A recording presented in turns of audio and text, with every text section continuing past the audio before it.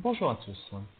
Donc aujourd'hui, je vais traiter d'un exercice sur la loi exponentielle, un grand classique du bac. Et dans cet exercice, j'ai essayé de mettre tout ce qu'il était important de maîtriser sur cette loi exponentielle.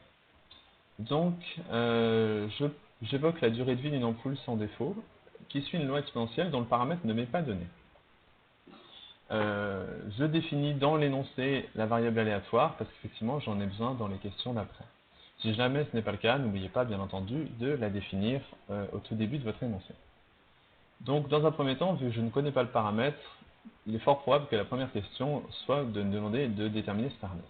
Donc, effectivement, on me donne une information, cette information est essentielle, sinon je ne peux pas déterminer le paramètre, à savoir que je sais que la probabilité que la durée d'une ampoule soit inférieure à 5000 heures est de 61%. Donc, on demande la valeur exacte, et après, bien entendu, on utilisera dans toute la suite de l'énoncé une valeur approchée. Alors, première question.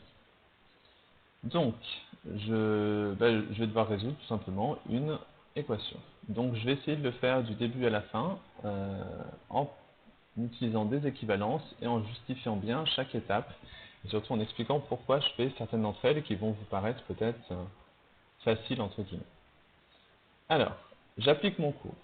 Je sais que dans le cadre d'une loi exponentielle, cette probabilité-là est égale à 1 moins e de moins lambda fois 5000. Je vais peut-être écrire un peu plus gros, parce que je vais avoir des petites choses à écrire. On reprend 1 moins exponentielle de moins lambda fois 5000. Et là, j'en profite pour changer mon pourcentage en décimale, à savoir 0,61. Ensuite, étape d'après, je vais ôter 1 de chaque côté. Donc ça me donne moins e de moins lambda fois 5000 est égal à 0,61 moins 1, donc moins 0,39. Et là, ici, le piège dans lequel il ne faut pas tomber, c'est d'utiliser le logarithme tout de suite. Pourquoi? Parce que les deux valeurs étant négatives, le logarithme n'est pas défini pour la partie négative.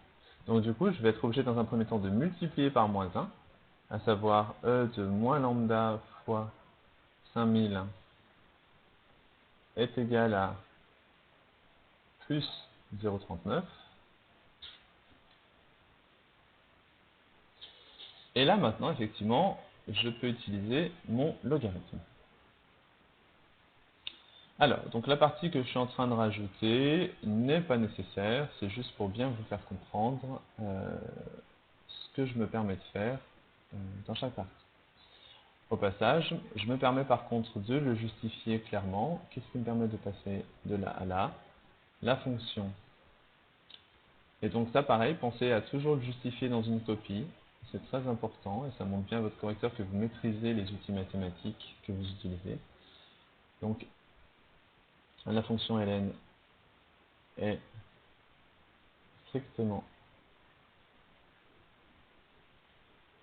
croissante sur 0 exclu, bien entendu, plus l'infini. Donc, ici, je vais avoir mon exponentielle de moins 5000 lambda égale donc 0,39. Ce qui nous donne moins 5000 lambda est égal à ln de 0,39. Et donc, nous avons notre valeur exacte qui est lambda est égal à ln de 0,39 sur moins 5000. Et donc, bien entendu, je vais prendre ma calculatrice et ma valeur approchée sera 0,00019. Donc n'oubliez pas qu'il n'est pas du tout anodin d'avoir des valeurs très petites du paramètre d'une loi exponentielle. Donc on a traité la question la plus difficile entre guillemets de l'énoncé, vu qu'après, effectivement, ça va être simplement de bien comprendre ce qu'on nous demande pour chacune des questions. La probabilité qu'une ampoule ait une durée de vie entre 3000 et 5000 heures, a priori une probabilité donc sur un intervalle, donc T doit être entre 3000 et 8000. Donc là, l'idée, c'est de bien voir si vous maîtrisez vos formules sur la loi exponentielle. Donc c'est dans l'ordre, hein, exponentielle de moins 3000 lambda moins exponentielle de moins 8000 lambda. Vous prenez soin que je me permets de réécrire lambda à chaque fois pour ne pas écrire ça. Et donc là, bien entendu, une fois que vous avez cette valeur-là, vous pouvez prendre directement de votre calculatrice, taper, et donc en l'occurrence, moi je trouve que ça fait 0,35.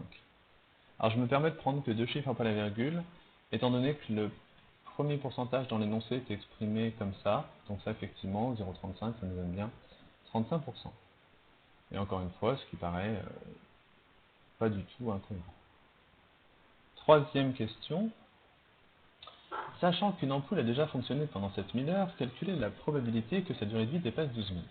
Ah, donc déjà j'ai deux valeurs, et surtout je détecte ce sachant que, qui est très très très important dans l'énoncé. Donc là, je sens venir la probabilité conditionnelle. Donc sachant que mon ampoule a déjà fonctionné pendant 7000 heures, donc x, on sait qu'il va être supérieur ou égal à 7000, quelle est la probabilité que sa durée de vie dépasse 12 000? Autrement dit, x doit être supérieur ou égal à 12 000. Donc là, l'idée, c'est d'utiliser tout simplement votre cours sur une loi sans vieillissement. Effectivement, je vous rappelle que si vous avez une loi exponentielle et qu'on vous demande ce genre de probabilité conditionnelle, vous avez simplement à calculer la probabilité que la variable aléatoire, que j'ai appelée malheureusement x dans cette partie-là, mais qui s'appelle en fait t, soit supérieure ou égale à la différence entre les deux. La différence entre les deux quoi? Entre cette valeur et cette valeur. Autrement dit, du coup, dans notre exemple, 12 000 moins 7 000, ça fait 5 000. Ah! Et là, on s'aperçoit qu'effectivement, il y a un brin de logique dans l'énoncé, vu qu'effectivement, on a déjà plus ou moins calculé cette probabilité ici. Donc là, du coup, je vais même avoir la valeur exacte, à savoir que la probabilité que x soit supérieur à 5000, c'est 1 moins la probabilité que x soit inférieur strictement à 5000. Et dans les lois à densité, je vous rappelle que inférieur strict ou inférieur ou égal, c'est la même chose. Autrement dit, que ça nous donne 1 moins 61%, donc autrement dit 39%.